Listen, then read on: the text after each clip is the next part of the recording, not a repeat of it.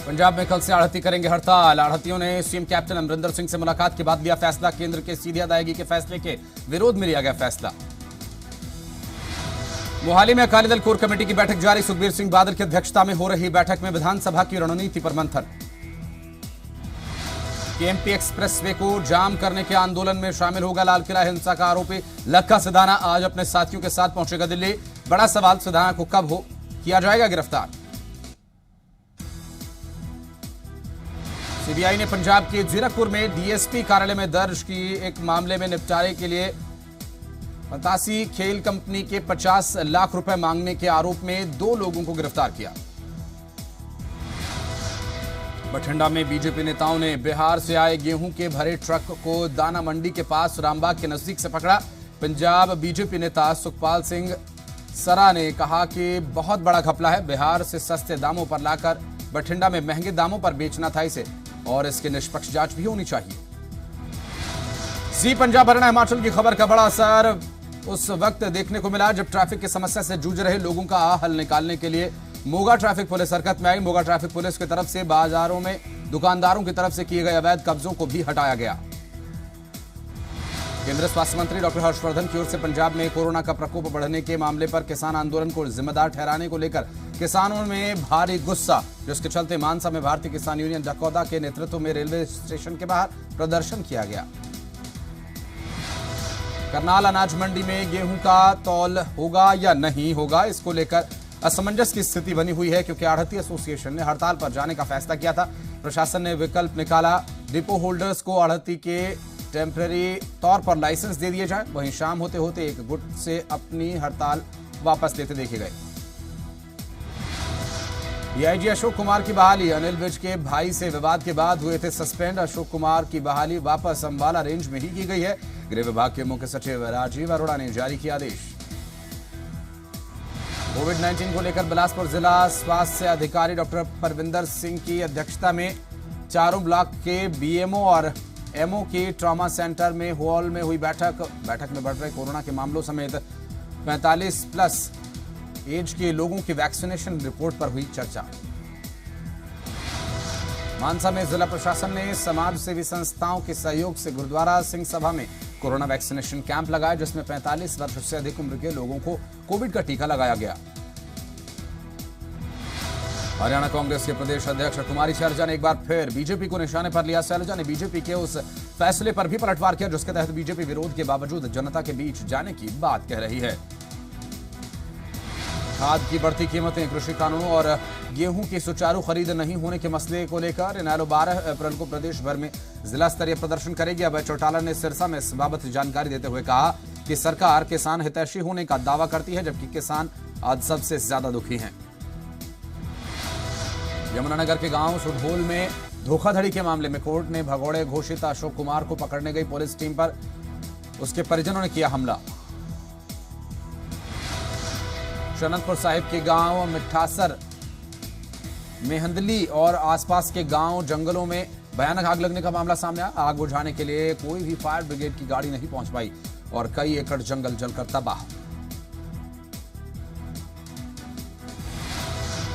शिमला में हुई जयराम कैबिनेट की अहम बैठक। हिमाचल में नहीं लगेगा लॉकडाउन, नाइट कर्फ्यू सूत्रों के हवाले से खबर। समय समय पर की जाएगी समीक्षा बैठक।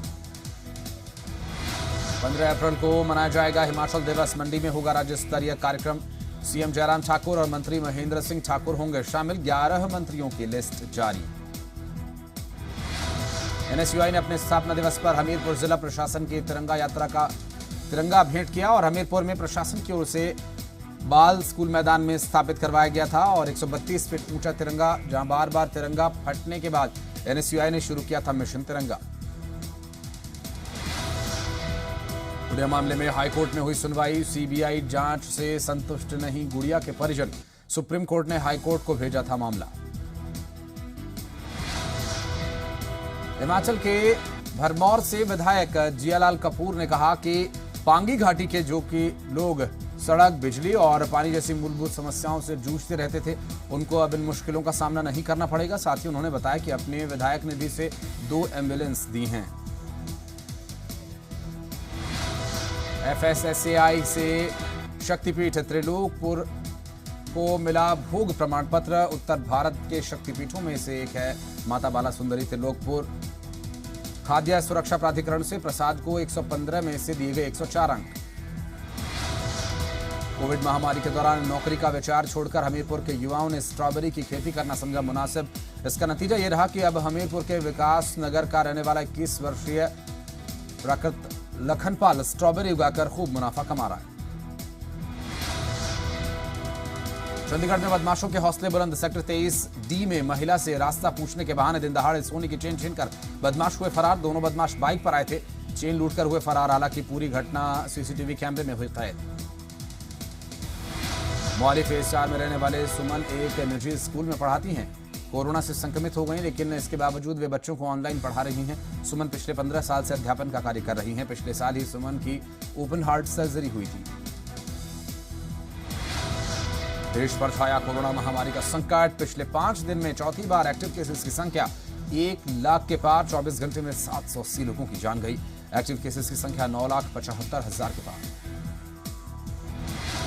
पलवल अनाज मंडी में अनाज की आवक बढ़ने के साथ ही तुलाई करने वाले मजदूरों और किसानों की संख्या बढ़ रही है। लेकिन बढ़ते कोरोना केसेस के बीच यहां न तो मजदूर मास्क लगा रहे हैं और न ही किसान। इतना ही नहीं, मार्केट कमेटी के कर्मचारी भी बिना मास्क के ही काम कर रहे हैं। पंजाब में 24 घंटे में कोरोना के 3,119 नए मामले आए सामने, जबकि 24 घंटे में कोरोना से 56 मरीजों की गई जान। पंजाब में कोरोना संक्रमितों की संख्या 26,389।